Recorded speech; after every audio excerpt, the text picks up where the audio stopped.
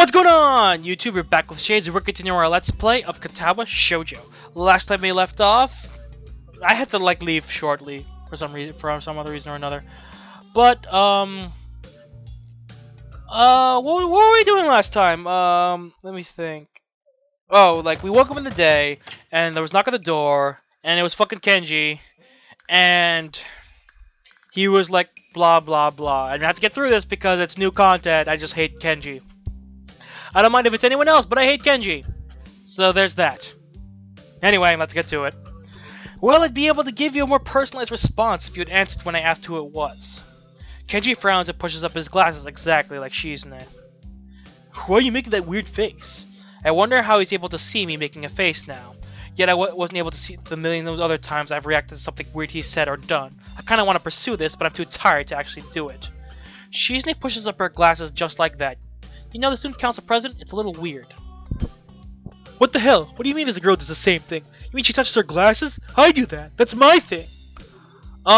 Dude, everyone touches their glasses. Everyone. Because, you know, they slip off. Because, you know, they're not perfect. And, no matter how fitted you get them, they're going to still slip off your face. Oh my god. This guy's an asshole. I hate him. There's a deep hatred in me for Kenji. Hang on, guys. I gotta clear my nose. Sorry about that, guys. Anyway. Yeah, Kenji, you're still the weird one. Who is this bitch? Why are all the bitches up in my business? Stealing what I do. Wow. Went straight to bitch. Well then, his character flips from anger to fear in the blink of an eye. Is she trying to replace me? Pod people? No wait, this is the exact copy. Pod women? It's like my two greatest fears combined. It is! I can't believe he has a point. Hey, you going into town today? Maybe later. Okay, awesome. I have some stuff I want you to pick up for me at the post office. Some delicate and secret stuff. He speaks in a whisper as if talking about his email in a normal tone of voice will jeopardize it. You can have your mail sent directly here, you know. No, you can't. You can have your mail sent to the school, and then the student council picks it up, and then they give it to you. That's not the same as the mail appearing in your hands. I don't trust the student council. Many dudes don't get their mail here, you know. They'll probably steal it all. They think it's just because it's sent to them. They have a license to steal. I can just see them now, elbow deep in mail, fast grabbing all the free swag they can get a hold on. Sickening. Where can I find this mailman who can conjure mail out of thin air into your hands? I don't know. I bet the student council killed them to preserve their monopoly and all the students' shit. It doesn't work that way. Is that what you wanted though? Fine, I can pick up your mail for you, but eventually I'm going to collect all these favors. You already owe me some money. Thanks for reminding me. I'll pay you back after I get my package. Yeah, my bad. I can't really pay you until then. I'm still broke. Then I'm basically doing it for money, like a job. Why do you need the package first? Is there money in the package? Nah. I'm seriously dumbfounded. Why can't you get it? Because I'm going to remodel my room today into a war room. As the day goes by, I realize more and more how dangerous feminism is. It really is everywhere, even in places like Iran. You can't tell how far up it goes. Oh my god! What are you?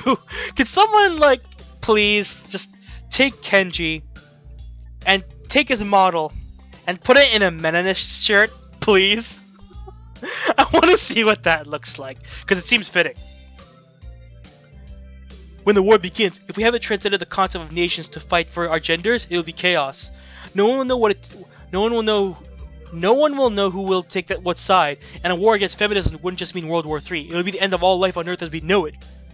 If we lose, we'll lose our supple Japanese women.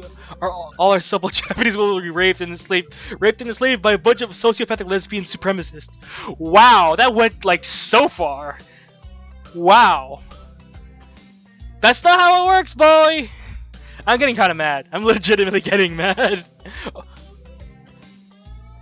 Meanwhile, the handful of men that didn't die in the war will be castrated and forced to repair toilets and build massive monuments commemorating the feminist victory. That's crazy. You're crazy. I think you're overthinking this. As days goes by, I realize more and more that you're not ballin'. We've only been talking 4 times. Oh, sorry. Yeah, whatever. I'll get your package. Awesome! I close the door and jump back into bed. The second my head hits the pillow, a painfully loud ringing assaults my ear, and I realize it's my clock. The alarm goes off, meaning that right now is the time I'm supposed to wake up in the first place. On weekdays, at least. I pick it up and throw it without looking up. It gets wedged between the bed and the wall, and the noise is and the noise not stopping. In fact, it seems to grow louder. By the time I'm able to pry it out of there, I know I'm not going to be able to get back to sleep. The only thing I can think of doing now is going into town and just getting Kenji's stupid package, but it's too early for that. After showering, I take my medication. I'm actually very hungry today since I went without dinner yesterday, and before that, I actually had a very light lunch. I eat the pills, chopping on them like a leg of lamb. They're unbelievably bitter and disgusting. Oh, come on! I can't remember the last time I ate out. Besides, the weather is nice, so why not? I walk into town. The walk into town is longer than I remember, possibly because it's been a while, and probably because I rarely come here alone. There are barely any cars on the road because it's so early in the morning, making it unusually quiet. The first thing I do is start looking for a place to eat. Immediately I think of the Shanghai, but I want something more substantial than sandwiches or a cake. Since it's so early though, I decide to get Kanji's package first. Picking it up at the post office doesn't take very long, but the moment I see it I'm enraged about what a pain in the ass it will be to carry this thing all the way back to the school. The box is huge, you need 2 hands to hold it. Insultingly, it's not even very heavy. I was thinking of wandering around for a little while, but with this thing in tow, it's going to be a real problem. I guess the Shanghai is my only option now. Everything else is closed, and the ones that aren't all have to be the same menu. The fact that that fact also makes me want to throw out some bit more business Yuko's way. God damn it! You know what? If I was Hisao, I'm forgetting names. Goddamn. But if I was Hisao, I would literally have just just went up to Kenji and be like, "No, I'm not picking up your package. You owe me money. I'm not your friend. Go the fuck away and leave me alone."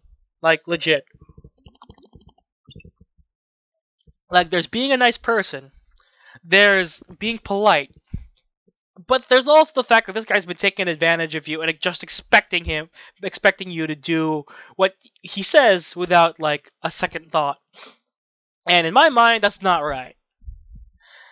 But I guess Hisao's just gonna be passive about this. Like the less things happen, I guess the better. I drop something before I can even open the door and enter. Someone taps me on the shoulder from behind. I turn around and see Shizune there. Instinctively, I look for Misha, but she doesn't seem to be here. Good morning. Looks like this sign language class is already starting to pay off. I'm tempted to sign it right back, but then she might think I know a lot more than I actually do. For now, I give her the wave and open the door. She's probably here for some morning tea and didn't come here just to greet me. Turns out I'm right as Shizune follows me inside the tea house. But where's Misha? Has the divide already occurred? Has it happened? Is it time? Is it time for me to be the wedge between the best friends? Eugh, worst. It's a total ghost town in here. It's not exactly peak hours, but every other cafe I pass has at least a few customers. Actually, the Shanghai has been fairly empty every time I pass by. How does this place stay in business? Hello, thank you for choosing to patronize our establishment. I find that phrase entirely wordy. Did she trip? Yuka bows with the force of a falling axe and her head collides with the box in my hands, launching it toward the floor. Oh no, I'm sorry. I'm really, really sorry. Please forgive me. It's okay. You don't have to do that. Hello, thanks for choosing our shop thing. Since we know you. But it's part of my job. You're here early. What can I get for you? I just want some coffee for now. I wonder what Shizune wants. Without Misha, there's no really way to tell, or any way to even ask. I haven't learned about that just yet. She's here, so I'm pretty sure that she wants something too. I don't really know. I don't really know what Shizune wants. Does she have a usual? Wait, she might want something else though. Perhaps you should bring us a menu just in case. I look around for one, but I can't find anything that looks remotely like a menu. Menus? I'll look for one right now. Huh? There are menus. They're just rare. It's only a restaurant menu, not a collector's edition. Weird. Oh, my mouse is on screen. Is that what Shizune is saying? No, she can't hear you. It's just weird for a cafe to make you have to go out of your way to look for a menu. Weird? Yeah, you're right. It's so illogical. There are so many things like, why is it called the Shanghai? This is a Western-style tea house, but the name is Chinese, and the architecture is old-fashioned, but the uniform is so modern and sophisticated. She looks like she looks like she's about to pass out. If she does, she'll probably fall forward and make a mess of everything. I can't work here anymore. What a bad place for a circular train of logic to end up. No, come on, the kind of stuff is what sets this place apart. There are a lot of cafes around here, you know.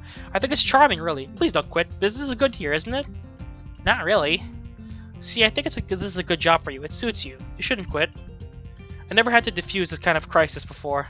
Eventually, I managed to calm her down and convince her that I'm sure Shizune just wants what she usually orders here. Yuko walks away to get our drinks, and by then, Shizune has already picked the table. God damn, I'm tongue-tied. My mind is like going at 1,000,000 miles a minute. What's with my glasses?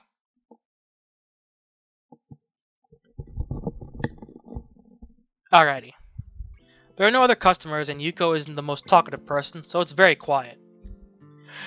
It doesn't really bother me, but I wish there was someone we could communicate. There are a few moments when we're alone. Shizune and Misha are almost always together, to the point where it sometimes seems like they're one.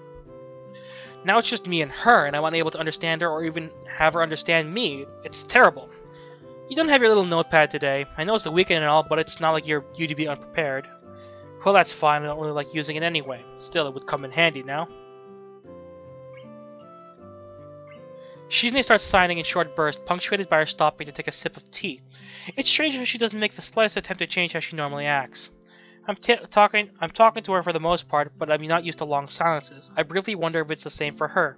In a way, however, it seems unlikely. I think it's more that she's the type who doesn't change how she acts for anyone. Hey, it seems like Misha joined Student Council because of you. That makes two of us, you know? I'm only here because you forced me into it. Well, not really forced, I guess. If it wasn't for you, I wouldn't have joined. It sounds slightly romantic, and I find myself blushing a little. I feel like an idiot. I mean, I guess there's that thing where it's like, she's deaf, so I can say whatever I want, and she wouldn't be able to properly respond. Unless she knows how to read lips, which would be weird, because she doesn't know how words work. Audibly. But, yeah, like, it would be interesting to be like, I've never met a deaf person, so it's like, I can understand the confusion of being like, how do you communicate when, one, you don't know sign language, and two, like, you don't have any other form of communication. So, I'm guessing that, like, it'd be pretty weird. Like, you just say something, because, like, you know that she'll never hear. Although, I still don't know why you joined. It should have been the first thing I asked. In retrospect, I'm pretty curious. I'll have to remember to ask Misha sometime. It's nice to talk to you, even if you can't understand me. I wonder if it's the same for you. That would be really great. I don't think sign language will ever be as natural for me as Misha makes it look, but it's gotta be a step up from using pen and paper, right? We've both been finished with our drinks for a while, and Shizune's eyes fall upon the box sitting on its own chair by my side. I'm just picking it up for someone, it's not mine. She pulls it closer to her, intending to open it, and my heart almost leaps out of my throat. I quickly try to pull it back by wrapping my leg around the leg of the chair. What the hell? Don't open it. You can't just open other people's mail. That's not legal. Ah, the face. No. Once she gets going, there's almost no stopping her. Her eyes filled with excitement. She looks ready to fight me over the stupid package, and I realize just how fast this could turn into a giant game of tug-of-war. I'm almost out of my seat now and waving my arms like an air traffic controller before she finally settles down. She pouts, not pleased with having her curiosity checked, and gets up to leave. It's about time too, I guess. We've been here a while, and I protectively pick up the box before standing myself up. Suddenly she tenses her fingers excitedly, pulling out a marker from her pocket and starts writing on Kenji's box. Hey, what are you doing? I said this isn't mine! Hey! I can't even see her with it blocking my vision. Fine, at least let me put it down first. I have to read whatever she's writing anyway. I'll help you carry it. It doesn't seem like she's finished though, and she draws a fierce line afterward to signify that there's a catch. But it's a game. The first one to stumble loses, and the loser has to carry it the rest of the way by themselves. That's stupid. There's a 50% chance I'll end up carrying it myself anyway. Actually, I feel pretty stupid myself right now. I just forgot she can't hear me. I can stop talking and shake my head. Is she just signing? I can't understand her at all, but she's coming across very forcefully. It's clear that she thinks this is a great idea. Well, if she drops the box or something, she'll have to carry it. That would make things a lot easier for me, obviously. The odds are 50-50 then. They're probably higher than they would be for any other plan of hers. Alright, I'll take it. Thinking about it, I'm not sure how we should do this. Then Shizune grabs hold of one end of the box and lifts it up. I take the other side she isn't holding. Is it even right? It feels very uncomfortable to walk like this. I leave the cafe, and I find myself hoping that the streets are still devoid of people. Yuko seems confused as what we are doing, and I imagine it'll only get worse as more people see us. Shizune doesn't seem bothered at all while walking with her arm at this unnatural angle. She just grins confidently and periodically makes some kind of weird gesture. There are people staring at us as time passes. The usual morning crowd begins to fill the streets. I feel silly, but I'm sure if I give up, Shizune will take it as a sign of surrender. I can't allow that, because I think I'm doing so well so far. Initially, I just write Shizune's little hand signals off as preemptively gloating. Oh crap. Sorry guys, I dropped something and I just need to find it. There it is. But I catch on quickly that she's actually signaling where she wants to go. It dawns on me that this isn't a competition. It's not much of a challenge, first of all, and second, it's really more of an exercise in teamwork. It's just that Shizune has made a punishment for failing instead of a reward for doing well. Our fingers touch the end of the box. Shizune moves her hand away, almost dropping her side of the box in the process. Well, it's game over for her. She doesn't look very happy, but does she think I did it on purpose to make her lose? If she does, she isn't making a big deal of it. All's fair in love and war. I feel like I should take it from her and carry it myself, but she pushes me away when I try. She glares at me as if to tell me off, but she can't. With the box in her hand, she's basically gagged. A sad expression flickers across her face for a second, maybe on realizing that and having to acknowledge that there are some limitations she has to deal with after all.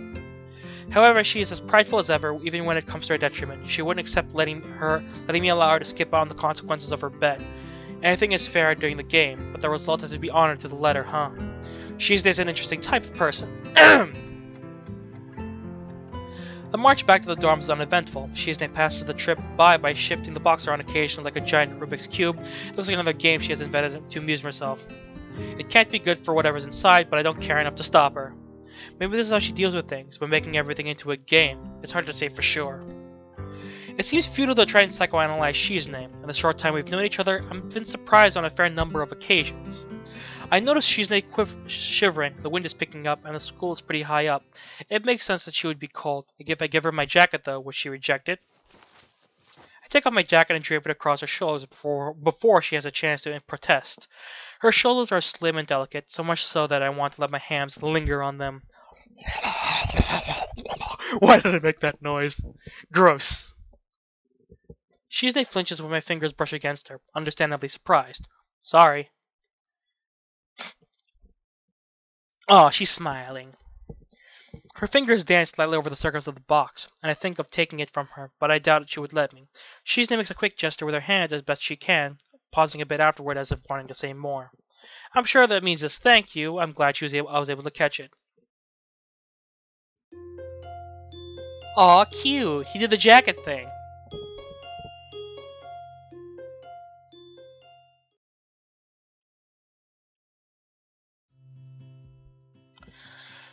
The sign language teacher says I'm pretty good. I try not to think about it too much, but the truth is I'm poring over it as much lately that wait. I try not to think about it too much, but the truth is I'm poring over it so much lately that it's hard not to keep coming back to it at least a couple times a day. I guess I'm picking it up faster than expected, but it's still not enough. I understand it just fine. Understanding it is simple. Well, I have to put my mind to it to read it, but it's easy enough when I do. The signing itself is doable, I just need to do a little more practice. However, trying to do both at the same time, even at half the speed that Misha does it, is impossible. Where I'm at right now is good for my level, but in order to reach a point where I'm able to really converse with Shizune, I'll need more work. I'm doing my best to get to the point where one step at a time by doing it as much studying as I can to squeeze in during lunch. I look up Introduction to Japanese Sign Language to check if Shizune or Misha are around. Of course, God damn it. Of course, since this is taking up my lunch hour, I've had to avoid them for a few days now. What's more, I'll have to continue doing so if I want to keep Shizune from finding out. My back to the corner, scanning the area every 10 minutes, I feel like some kind of criminal trying to evade capture. Every chance she gets, Misha asks me why I want to hide the fact I'm learning sign language from Shizune. Looking back on it, there really wasn't any reason, but now I think I know. If I want Shizune to be able to treat me as a true equal, sign language is an important step toward that goal. If I want to be able to treat Shizune as an equal, then sign language is an important step towards that goal. Another important step is to make sure she doesn't know, so that when we're able to finally speak on equal terms, I'll be fully ready, able to do it right, unlike some dilettante. Anything less would be insulting. She would see it the same way. So to me, this is the only option, especially now that I've decided to be so resolute with it. Shizune has a huge aura. It's very easy to see her coming, or even sense her coming, mostly because Misha's hair lights up any crowd she's in like a beacon, and you can hear her laughing from a mile away. Although if Misha weren't with her, it would be the same. Her directness and efficiency are core parts of her, so it's no surprise that they come across in the way she walks as well. Due to these factors, I'm able to put away all my things and best put my casual face long before they see me and head my way. Hi. Student Council. Why are there 3 L's? Is that a typo? Student Council. Student Council was the first thing I asked to learn. It seemed like it would come in handy. Yeah, I've been dodging it for a while now, huh? Yep. Oh god! Shizune sits down in front of me to my right, Misha to my left. It was a mistake putting myself in a corner. Now, I'm, well, cornered. In the end, I'm dragged up to the student council room, but I don't mind. I was starting to miss them a bit anyway. In some ways, this makes it easier. Satisfied with having caught me, Shizune doesn't ask me where I've been all this time. Once I stand before the door, I wonder what could be so important that they're so eager to pull me back in. Games! There are more games out than books. This explains why every time I come here, there are stacks of books piled up on every table, and occasionally parts of the floor. They need the room to put all these games somewhere. Ha ha ha ha! It's boring playing against each other so much, Hee-chan, so it's your turn, okay? Okay, it's settled then. I didn't even say anything. Hee-chan, this is one of the last days we'll be able to take it easy like this for a while, so it's especially important that you make the most of it, don't you think? Tanabata will be coming up soon, so you have to put a lot of work for that too. Oh, Tanabata Day. Isn't that like... I'm not sure what it is. Like in every anime and like, I've watched, like Tanabata Day seems to be like romantic and a day. Isn't that Girls' Day? I'm not sure what it is exactly, but like I know it's supposed to be romantic and like you give a gift to the person that you're interested in or your significant other, and I know that's a thing. But I don't know what it is exactly. I don't know. Whatever. So for now, play with us! Play with us, Hisao. Come to think of it, it's true. I hadn't even noticed because I've been so wrapped up in wanting to learn sign language. Right on the heels of one festival, a bigger one appears. It seems that it's a sign of things to come. That's a horrible thing. That's a horrible thing I've done. Okay, so before I upgraded to Windows 10, I had a program that made it so that I could turn off my touchpad whenever I have a mouse plugged in. But it seems that like that program seems to be not working properly, and now my touchpad is active. I wonder if Shizune will try and rope a couple new members in to help us with that one as well. You're right. Ha! Yay! Hee-chan agrees. Let's celebrate. I know, we should play a game. I'm not sure if I should give Shizune a voice, because, like, that's just her signing and Hisao being able to translate. Let's play a game to celebrate, Hee-chan. I don't know. That kind of thing usually ends badly for me. Hee-chan is worried about the stakes. Misha makes a very disappointed face. It's hard to tell if she's mocking me since her expressions are so exaggerated by default. She's an all-out kind of girl. I turn my head to Shizune. Now this person is definitely mocking me. Hey, stop that. But yes, I'll play with you if you are telling me what's at stake first. How very Japanese, putting the consequences above everything else. Hee-chan, have you ever heard of the expression, missing the forest for the trees? No. That's a lie, but I have my pride, which is currently feeling wounded. Okay, I'll play, but I want to pick the game. Misha nods. Additionally, I pick the punishment if you lose. Shizune makes an X with her arms. That means denied or that she's about to use her special attack. Aha! Now who's afraid of consequences? How vengeful. Still thinking so spitefully about a playful little joke. If it bit you, you'd probably bite back. She decides a word that I don't quite catch. Hee-chan is so vengeful, even though it was just a playful little joke. If an armadillo bit you, it'd probably bite you back. Armadillo? It's foolish to bite an armadillo back, Hee-chan. Well, they do have their shells. But Hee-chan wouldn't do it anyway, you see, ha ha ha! I see. Shizune adjusts her glasses with a small flourish of her hand. Hisha, we didn't have anything planned at all if you were to win or lose. You just assumed there would be something like that. I wonder why. Huh? Me too. But oh well, there isn't. Does that change your mind, Hee-chan? Well, yes. Misha whirlwinds her arms at high speed to show her joy. Weird habit. This is the kind of thing you only see in the student council room, occupied by 3 people. 3 people! Why did I talk like that real suddenly?